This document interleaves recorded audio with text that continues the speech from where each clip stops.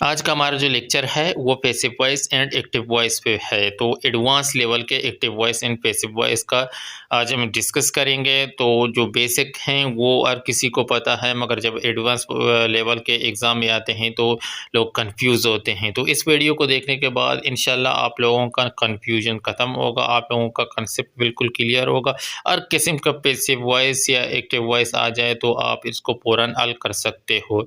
तो ये video specially जो नायब तहसीलदार का सिलेबस है, इसमें एक्टिव वॉइस पैसिव वॉइस आते हैं, उसको मद्देनज़र रख के बनाया है। मगर आपको हर एग्ज़ाम में इंशाल्लाह ये काम आएगा, क्योंकि ये जो एडवांस लेवल के active voice and passive voice होते हैं उस पर बेस्ड है। तो सबसे पहले हम शुरू करते हैं जो बेसिक लेवल के हैं। किसी को अगर उनके बारे में पता नहीं है तो शॉर्टली ब्रीफली हम उनको डिस्कस करेंगे, मगर वीडियो का मुकम्मल फोकस एडवांस लेवल पे है। तो आप लोगों को टेंस मालूम ही होंगे, तो टेंस मालूम है तो बेसिक बहुत इजी है। तो बेसिक में आप लोगों को टेंस कितने हैं? 12 टेंस हैं। इसमें से आपका पैसिव कितने बनते हैं? पैसिव इनका सिर्फ 8 का बनता है। एक्टिव 12 और पैसिव सिर्फ 8 का बनता है। तो कौन कौन से टेंस जो हैं इनका पैसिव वॉइस नहीं बनता है? तो सिर्फ 4। वो कौन से हैं? 4 परफेक्ट कंटिन्यूअस प्रेजेंट में, परफेक्ट कंटिन्यूअस पास्ट में, और कंटिन्यूअस फ्यूचर में, और परफेक्ट कंटिन्यूअस फ्यूचर में। इन चारों का पैसिव वॉइस नहीं बनता है, बाकी सब का बनता है। तो हम एक एक करके पहले प्रेजेंट, पास्ट और फ्यूचर के पैसिव किन का बनता है उसका आपको एक ब्रीफ डिस्कस करेंगे ब्रीफली, और इसके बाद इंशाल्लाह एडवांस लेवल शुरू करेंगे। Present, past and future. तो प्रेजेंट में हमारे पास प्रेजेंट सिंपल है, उसका किस तरह बनता है? तो प्रेजेंट सिंपल का पैसिव वॉइस में आपको सब्जेक्ट होगा, फिर इज़ आर एम होगा, वर्ब की थर्ड फॉर्म एंड ऑब्जेक्ट होगा। तो अगर हम एक एग्जांपल ले लें तो एक्टिव वॉइस सेंटेंस बनेगा आई प्ले फुटबॉल। तो इसको चेंज करना है पैसिव वॉइस में। तो हमारे पास सब्जेक्ट आई है और प्ले वर्ब और फुटबॉल ऑब्जेक्ट है। तो इसको अगर हम पैसिव वॉइस में लेकर आएँ तो जिस एक्टिव वॉइस का ऑब्जेक्ट है उसको पैसिव वॉइस का सब्जेक्ट बनना पड़ता है। तो फुटबॉल हमारे पास पैसिव वॉइस का सब्जेक्ट बनेगा, और वर्ब जो हमारे पास है वो प्लेड है। तो इसमें क्या है, इज़ आर एम लगते हैं तो सब्जेक्ट के हिसाब से लिखते हैं। तो हमारे पास फुटबॉल सब्जेक्ट सिंगुलर है तो हमें इज़ लगाना पड़ता है। तो इसके बाद फ्लेड हमारे पास थर्ड फॉर्म है वर्ब की, और बाय मी यानी कि ऑब्जेक्ट है। अगर इसी तरह अगर प्रेजेंट कंटिन्यूअस में हम देखें तो इसमें सब्जेक्ट आएगा, सब्जेक्ट के बाद is are am according to subject. जो सब्जेक्ट होगा इसमें इज़ आएगा या आर आएगा या एम आएगा। तो इसके बाद बीइंग, कंटिन्यूअस में हमारे पास बीइंग मौजूद होगा, और इसके बाद वर्ब की थर्ड फॉर्म और ऑब्जेक्ट आएगा। तो इसकी एग्जांपल अगर देखें तो एक्टिव वॉइस हमारे पास सेंटेंस होगा आई एम प्लेइंग फुटबॉल। तो इसको किस तरह चेंज करना है? तो जो एक्टिव का ऑब्जेक्ट है उसको सब्जेक्ट बनाना है पैसिव का। तो पैसिव में आ जाएगा फुटबॉल इसका सब्जेक्ट, और जो सिंगुलर सब्जेक्ट है तो इसमें हम इज़ डालेंगे। अगर प्लूरल है तो आर डालेंगे। इस सब्जेक्ट के अकॉर्डिंग हमें हेल्पिंग वर्ब लगाना पड़ेगा। तो फुटबॉल इज़, फिर बीइंग आएगा। जो पैसिव वॉइस होगा कंटिन्यूअस का उसमें इज़ आर एम के साथ बीइंग लाजमी आएगा, और वर्ब का थर्ड फॉर्म लगेगा फ्लेड, फिर बाय मी ऑब्जेक्ट लगेगा।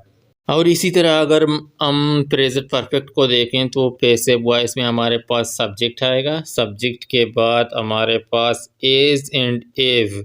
तो इज एंड एव के बाद बीन यूज़ होगा, और इसके बाद वर्ब की थर्ड फॉर्म, और वर्ब की थर्ड फॉर्म के बाद ऑब्जेक्ट यूज़ होगा। अगर एग्जांपल ले लें तो हमारे पास अगर सेंटेंस है एक्टिव में आई हैव प्लेड फुटबॉल, तो आई हैव प्लेड फुटबॉल को हम चेंज करते हैं तो football has been played by मी।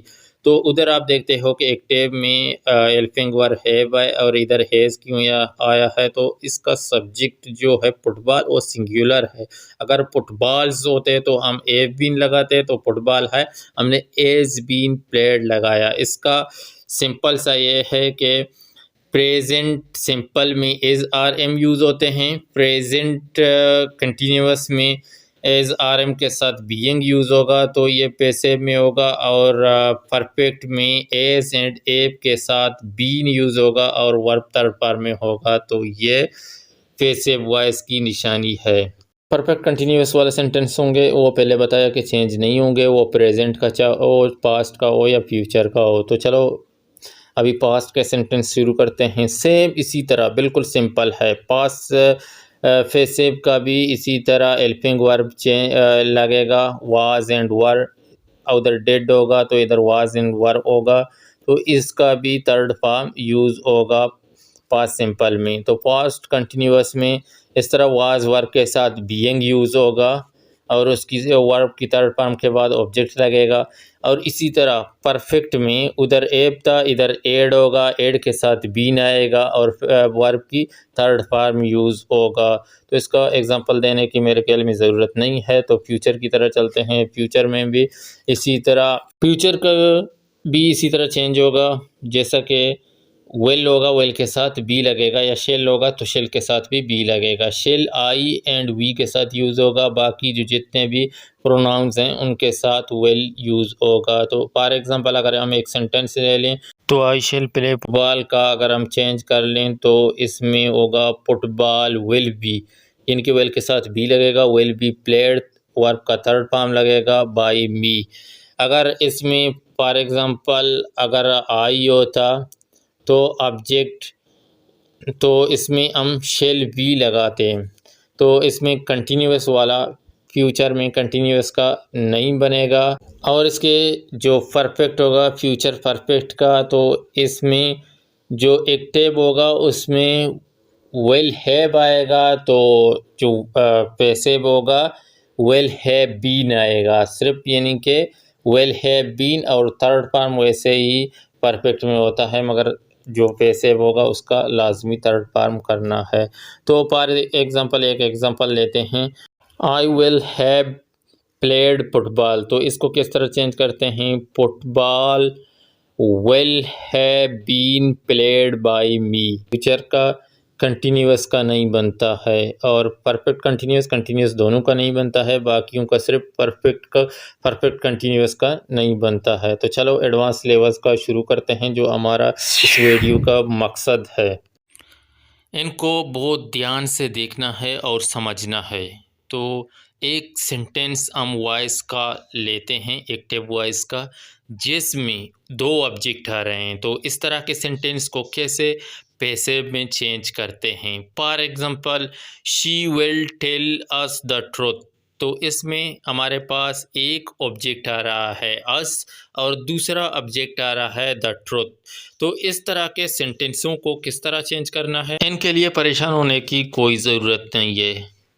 जो शी विल टेल अस, जो हमारे पास अस है वो इनडायरेक्ट ऑब्जेक्ट है और द ट्रुथ है वो डायरेक्ट ऑब्जेक्ट है। तो हमें क्या करना है, हमें पैसिव वॉइस में हमेशा एक्टिव की ऑब्जेक्ट को पैसिव का सब्जेक्ट बनाना है। तो हमारे पास इधर दो ऑब्जेक्ट हैं, तो हम कौन सा ऑब्जेक्ट को पैसिव का सब्जेक्ट बनाएं। तो सबसे पहले हमें देखना है कि ये सेंटेंस दो तरीके का बनेगा, यानी कि डायरेक्ट ऑब्जेक्ट को भी आप सब्जेक्ट बना सकते हैं पैसिव का, और इनडायरेक्ट ऑब्जेक्ट को भी पैसिव का सब्जेक्ट बना सकते हैं। तो पहले जो बेहतरीन सेंटेंस है ज़्यादा उनको तरजीह दी जाती है तो उसको बनाते हैं, यानी कि इनडायरेक्ट जो सब्जेक्ट होता है उसको हम सेंटेंस का पैसिव का सब्जेक्ट बनाते हैं। तो she will tell us the truth का बनेगा क्या, हम अस को लेंगे वी के साथ, हम पहले भी बताया कि वी के साथ शेल यूज़ होगा, we shall be told the truth by her. तो दूसरा तरीका वो कौन सा है बनाने का, तो दूसरा तरीका हम जो द ट्रुथ एक्टिव का ऑब्जेक्ट है उसको हम पैसिव का सब्जेक्ट भी बना सकते हैं। किस तरह? The truth will be told to us by her. तो इधर हमारे पास ट्रुथ आ रहा है इसलिए हमने विल लगाया, उधर हमारे पास वी आ रहा था तो उस पे हमने शेल लगाया। तो इस दोनों तरीके आप सेंटेंस को बना सकते हो। दूसरा तरीके का जो सवाल एग्ज़ाम में आते हैं उसमें वेग सब्जेक्ट होते हैं, यानी कि जो सब्जेक्ट होगा सेंटेंस का अननोन होगा, तो उसको किस तरह हमने एक पैसिव वॉइस में कन्वर्ट करना है। तो एक सेंटेंस लेते हैं example, somebody killed the dog. तो इसमें समबडी है वो वेग्स है, यानी कि वो अननोन है। तो इस तरह के सेंटेंसों को किस तरह बनाना है? तो पैसिव में हमें हमेशा ऑब्जेक्ट को सब्जेक्ट बनाना है, तो द डॉग हमारा सब्जेक्ट बनेगा। तो ये सेंटेंस पास्ट में है तो पास्ट में वाज लगाना पड़ेगा, द डॉग वाज किल्ड। इधर से सेंटेंस ख़त्म होगा। मज़ीद बाई समबडी लगाने की कोई ज़रूरत नहीं है। अगर उस तरह आप लगाएंगे आपका सेंटेंस सही होगा, मगर जो चेक करने वाला होगा वो आपको कम नंबर देगा, क्योंकि उसको पता है कि इसको पैसिव वॉइस एक्चुअली नहीं आते हैं। तो इस sentence the dog was killed इधर तक ख़त्म होगा। तो इस तरह के समबडी है, समवन है, एवरीबॉडी है, जितने भी अननोन जो प्रोनाउंस हैं उनको इस तरह चेंज करते हैं, बाई नहीं लगाना है आगे। एक और एग्जांपल लेते हैं ताकि आप लोगों का कंसेप्ट बिल्कुल क्लियर हो। One should keep once promise. तो इस सेंटेंस में भी वंस आ रहा है तो इसको भी इसी तरह चेंज करना है। अभी ये छोड़ो शुड आया, यानी कि मॉडल वर्ब को किस तरह चेंज करना है वो बात का मसला है, वो इंशाल्लाह इस वीडियो के आखिर में भी आपको मिलेगा। मगर फ़िलहाल जो हमारे पास वेग्स प्रोनाउंस आ रहे हैं उनको चेंज करने का तरीका है। तो one should keep once promise को चेंज करना है। जो प्रोमिस शुड बी किप्ट इधर तक ख़त्म करना है। तो इधर भी वन आ रहा है उधर भी वन आ रहा है, दोनों वन आपको ख़त्म करने हैं क्योंकि ये दोनों अननोन हैं। एक और कंफ्यूजिंग सेंटेंस है जो अक्सर एग्ज़ाम में आता है। इस तरह के सेंटेंस को किस तरह चेंज करते हैं अभी आपको बताता हूँ। I know him. तो बाज़ लोग इसको किस तरह चेंज करते हैं, वही फार्मूला यूज़ करते हैं कि ही इज़ नोन बाय मी। तो इस तरह चेंज करना ये बिल्कुल गलत है। इस तरह के सेंटेंस को किस तरह चेंज करना है, he is known to me. इस जो नो है इसको ये टू को फॉलो करता है, तो इस तरह के सेंटेंस को बाई नहीं लगाना है, he is known to me sentence सही होगा। इसी तरह अगर हमारे पास एक और सेंटेंस है, हैज़ बिहेवियर सरप्राइज्ड मी। तो इसको किस तरह चेंज करते हैं लोग, I was surprised by has behaviour. तो इस तरह गलत होगा। तो इसको किस तरह चेंज करना है, I was surprise it has behaviour. तो इसमें बाई नहीं लगेगा, सरप्राइज्ड के साथ इट लगेगा। ये अपना प्रीपोजिशन फॉलो करेगा, चाहे पैसिव वॉइस हो कुछ भी हो। तो एक और सेंटेंस देखते हैं, a thick layer of snow covered the mountain. तो इसका किस तरह बनेगा, the mountain is covered with a thick layer of snow. तो इस तरह चेंज करना है, बाई नहीं लगाना है, बाई या थिक लेयर ऑफ स्नो नहीं लगाना है। ये जो कवर्ड है ये भी विद को फॉलो करेगा। इसी तरह प्रेटेंड आएगा उसके साथ ओप होगा, बाई नहीं होगा। सेटिस्फाइड होगा उसके साथ विद होगा, बाई नहीं होगा। ये आप लोगों ने ज़हन-नशीन करने हैं क्योंकि एग्ज़ाम में ज़्यादा इस तरह के सवाल आते हैं आपको कंफ्यूज करने के लिए। पैसिव ऑफ इन्फिनेटिव, अगर इन्फिनेटिव में पैसिव आ गया तो इसको आप किस तरह चेंज करेंगे, ये बहुत ही कंफ्यूजिंग होते हैं। तो इसको ज़रा गौर से देखें। तो हमारे पास अगर सवाल आ गया, there is no time to lose. तो इसमें एक है प्रेज़ आ रहा है, देयर इज़ नो टाइम, या तो इसमें आ जाएगा इट इज़ टाइम। तो इस तरह के प्रेज़ होंगे सेंटेंस के स्टार्ट में, तो उसको पैसिव में भी सेम टू सेम नीचे लेकर आना है। For example, there is no time to be lost. तो एक्टिव था हमारे पास there is no time to lose, तो इसमें there is no time same to same नीचे आ गया और टू के बाद बी लोस्ट आया है। अगर एक और सेंटेंस हम देखें, it is time to water the plants, तो इसको किस तरह चेंज करना है, वो फ्रेज है इट इज़ टाइम, इसको सेम टू सेम नीचे लेकर आना है, इट इज़ टाइम, फिर इट इज़ टाइम उसके बाद लगेगा for the plant to be water. अगर एक विदाउट फ्रेज हमारे पास सेंटेंस आए टू वाटर द प्लांट, तो इसको किस तरह चेंज करना है, तो इसको चेंज करना है the plant to be water, इस तरह चेंज करना है। टू के साथ फिर बी लगाना है और वर्ब का थर्ड फॉर्म लगाना है। नेक्स्ट लेवल है इंट्रोगेटिव। इंट्रोगेटिव सेंटेंस भी कंफ्यूजिंग सेंटेंस हैं, अक्सर लोगों को परेशान करते हैं चेंज करने के लिए। जब भी ऊ या ऊम आएगा, यानी कि ऊ आएगा तो वो किस में चेंज होगा, बाई ऊम में। अगर ऊम आया सेंटेंस के शुरू में तो वो चेंज होगा ऊ में। एग्जाम्पल के हिसाब से हल करेंगे तो फॉर एग्जाम्पल हमारे पास एक्टिव का सेंटेंस है, इसमें पैसिव चेंज करना है, तो ऊ रोड द बुक, तो इस तरह इसको किस तरह चेंज करेंगे, तो आप लोगों को पता है ऊ को बाई हूम में चेंज करना है, तो आप लोग किस तरह चेंज करेंगे, by um the book was written, तो ये सेंटेंस सरासर गलत है। तो इसको क्या करना है, इसमें आपको आपके पास जो इंट्रोगेटिव सेंटेंस होते हैं उनमें इनवर्जन लाजमी होता है, यानी कि सब्जेक्ट से पहले वर्ब आएगा। तो किस तरह आपने करना है, बाई ऊम फिर वाज द बुक रिटन, तो इस तरह आएगा। इसका दूसरा तरीका भी है, वो भी आप कर सकते हो। तो अगर बाई हुम पहले लेकर नहीं आना है तो इस तरह कर सकते हो, uh was the book written by, तो ये दोनों तरीके से होगा। अगर हमारे पास ऊम से सेंटेंस शुरू होगा तो उसको किस तरह पैसे में लेकर आएंगे, तो ऊम डज ई लुक फॉर, तो इसको किस तरह चेंज करना है, इसी तरह इन्वर्जन इसमें भी होगा, जो ऊम होगा वो ऊ में चेंज होगा, तो लिखना क्या है, ऊ is looked for by him. तो इसी तरह जो सेंटेंस का ऑब्जेक्ट है एक्टिव का, तो उसमें पैसिव का सब्जेक्ट भी लेकर आना है, तो ऊ इज आएगा, इसके बाद लुक फॉर सब्जेक्ट आएगा पैसिव का, और बाई हिम जो ही था सब्जेक्ट था एक्टिव का, तो पैसिव का ऑब्जेक्ट आएगा।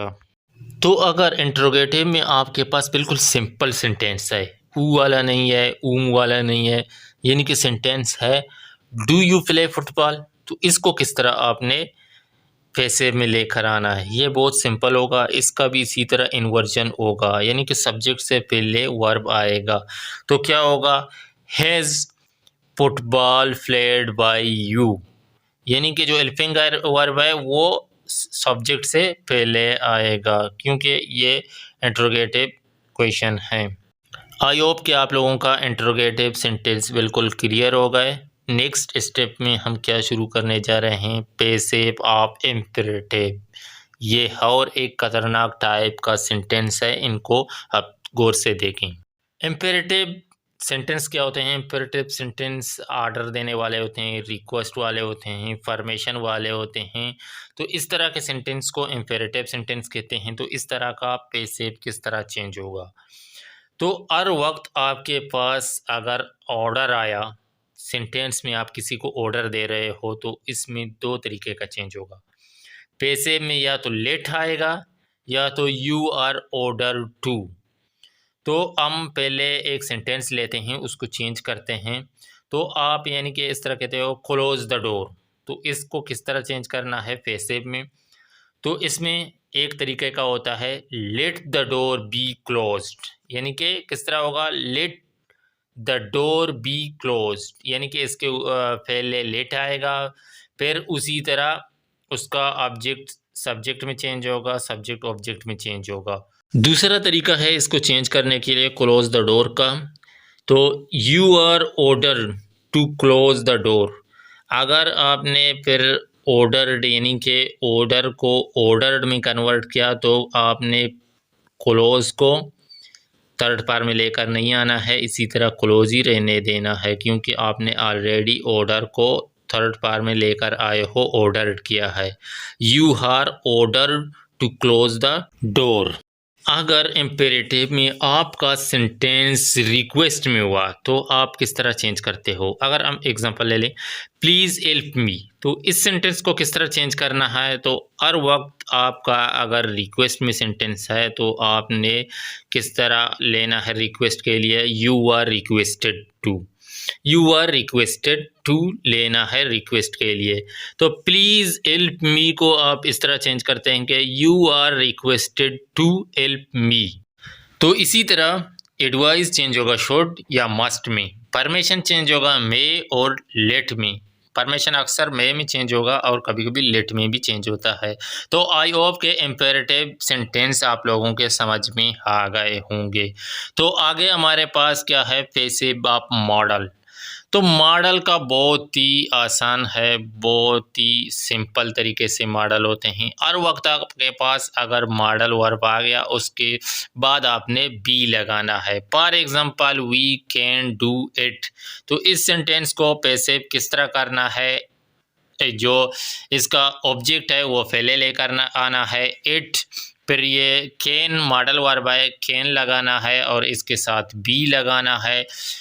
वर्ब का थर्ड फॉर्म डू का डन यूज़ करना है और फिर जो ये सब्जेक्ट है उसको ऑब्जेक्ट में लेकर आना है बाई हस, यानी कि वी कैन डू इट को चेंज करना है it can be done by us. अगर हम कैन की जगह कोड को लगाएं तो इसी तरह चेंज होगा वी शुड डू इट, तो इसको भी इसी तरह चेंज करते हैं it should be done by us. तो ये मॉडल वर्ब वाले बहुत सिंपल हैं, इनमें बकाया फार्मूला वही है, सब्जेक्ट ऑब्जेक्ट चेंज करने हैं, वर्ब का थर्ड फॉर्म लगाना है और कैन के साथ सिर्फ बी लगाना है। तो थैंक यू फॉर वाचिंग, और मज़ीद वीडियो के लिए चैनल को सब्सक्राइब ज़रूर करें और वीडियो को शेयर करें, लाइक करें, ताकि इस तरह के मज़ीद वीडियो हम लेकर आएँ। Thank you for watching.